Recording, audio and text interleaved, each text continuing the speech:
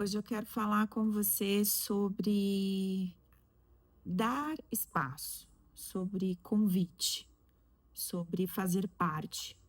Muitas vezes, e grande parte das nossas questões emocionais, dos nossos traumas, das questões que nos deixam chateados, tristes, magoados com alguma coisa, está relacionada a pessoas. Mas muitas vezes, nós mesmos não agimos da maneira que queremos que as pessoas ajam conosco. Quando a gente quer estar perto de alguém, quando a gente quer fazer parte da vida de alguém, quando estar, na presença de alguém é importante, você não precisa esperar que as pessoas façam convites para você. Você não precisa esperar que você, receba um convite formal, que as pessoas fiquem te buscando, que as pessoas fiquem chamando você. Se você tem acesso à pessoa, se você tem espaço na vida da pessoa que já foi dado, você também pode buscar. Você pode buscar fazer parte, você pode buscar estar presente, você pode buscar estar próximo das pessoas. A gente vive num mundo que as pessoas elas esperam sempre do outro uma ação, sempre do outro que ele comunique o amor, comunique a presença, comunique sua importância, te faça se sentir pertencente, mas muitas vezes, fazer parte de algo e sentir-se pertencente cabe muito mais a você, nas suas ações e no que você coloca a sua prioridade, onde você investe seu tempo, com quem você constrói as suas relações, que princípios e valores você partilha com as pessoas, que importância você dá para elas na sua vida, qual é o investimento de tempo e de espaço que você dá para as pessoas acessarem você, muito mais do que simplesmente as pessoas te chamarem para alguma coisa, ou você gerar a expectativa, de fazer alguma coisa com alguém. Eu tenho percebido ao longo da vida, com o amadurecimento, com a maturidade, que as relações, elas não são unilaterais. E as relações, elas, apesar de partilharem de uma reciprocidade, as relações, elas partem de um pressuposto de que todos querem estar ali. As pessoas buscam estar ali. Você busca construir relações, você busca estar próximo das pessoas. Quando você vai trabalhar, é uma relação de obrigação. Muitas vezes, você vai lá, cumpre o seu trabalho, volta para tua casa, recebe para isso e acabou. Muitas vezes você trabalha em lugares que você nem gosta mais, mas por causa dos recursos você precisa e você está ali. É diferente de quando você constrói relações que são relações para a vida, relações afetivas, relações de amizade, relações, que transcendem obrigação, que transcendem o fato de você achar que você vai receber alguma coisa em troca. Deus nos ensina, através do seu modelo de amor, o amor ágape, que o amor, ele não depende de nada para ser sentido. Inclusive, nem do sentimento ele depende. O amor é uma decisão. Você decide amar, você decide ficar, você decide se relacionar, você decide se dedicar, você decide perdoar, você decide acolher, você decide buscar, você decide respeitar, você decide aceitar. E aí, essa relação, muitas vezes, pode ser uma relação que tem essa reciprocidade, que tem essa troca saudável, mútua, mas muitas vezes pode ser que não. Até porque eu venho falando com vocês que cada pessoa tem um tipo de temperamento, um tipo de perfil, um tipo de comportamento, características inerentes, natas de cada pessoa, singulares que nos tornam autênticos, que nos tornam singulares e que também são projetados, são expressados nas nossas relações. Então eu não posso ser alguém que eu não sou para caber no espaço ou dentro de uma relação. E vice-versa. As pessoas também não podem ser quem eu quero que elas sejam para que elas caibam na minha vida. O mais interessante da relação que existe de Deus conosco, usando esse exemplo bem mais profundo e intenso, é que Deus ele nos amou e ele entregou o seu filho e ele deu a vida por nós.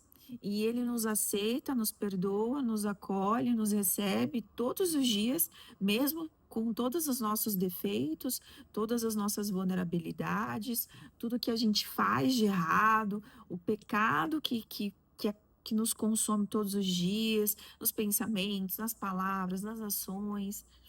Porque, gente, pecar não é só fazer grandes atrocidades. O pecado ele está em tudo que não é lícito por Deus. A gente tem um manual, a Bíblia nos ensina muita coisa. Outras literaturas foram inspiradas nesse modo de vida que o Senhor deixou para a gente através das Escrituras, que é a palavra vida viva, que é Jesus, né? A palavra é Jesus que veio e caminhou conosco. E é tão interessante quando você começa a se aprofundar um pouco mais na criação, nos modelos de relacionamento, como Deus se relacionava com as pessoas, como as pessoas se relacionavam entre as pessoas ali e depois se relacionavam com Deus. Ah, Muitas vezes, quando você enxerga Deus como algo separado de você, você enxerga ele como uma divindade, você se acha indigno e pecador, e Deus não, ele é divino, maravilhoso, ele está lá longe, mas na verdade não. Jesus, quando fez o sacrifício na cruz por nós, ele deixou o Espírito Santo, né? Está na Bíblia que o Espírito Santo, a vida de Deus, a vida de Jesus, iria ficar conosco. E aí, não mais a comunicação de Deus é feita através dos profetas. Claro que ainda temos profetas nos dias de hoje, mas antes era tudo fora, né? Deus vinha e se comunicava, e agora não. A vida de Deus está dentro de nós. Então, quando você entende que a vida de Deus está dentro de você e que você é a semelhança de Deus, você entende que você pode, você tem a capacidade, porque o Senhor plantou dentro de você esse espírito que ama as pessoas, independente de quem elas são, de como elas são, do que elas te dão, o que elas te entregam. E aí, também tem uma outra coisa muito, muito, muito importante, muito intensa, que eu quero partilhar com vocês.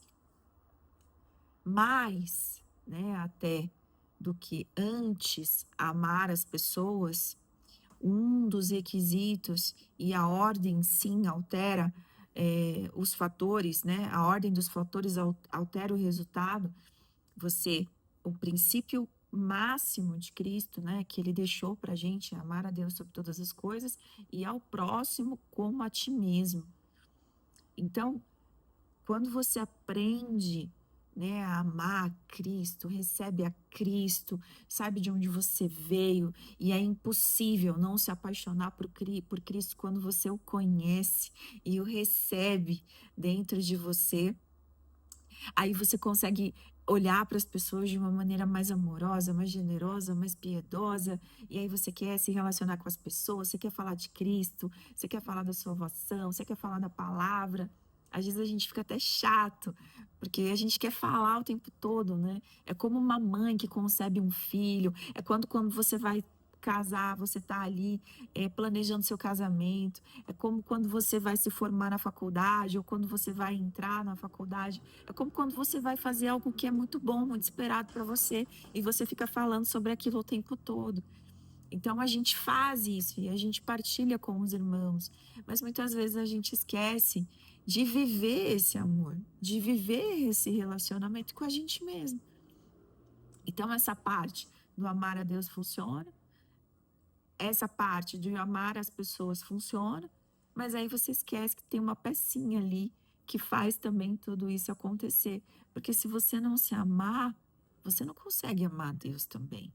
Se você não se amar, você não consegue amar o próximo também, de forma genuína, como o Senhor nos ensina, né? E lembrando que independente de quem você é, do que você faz, as coisas que você já realizou, o Senhor não lembra de nada disso, o que importa é o que você vai fazer daqui para frente, todos os dias, como o seu coração é conduzido, né?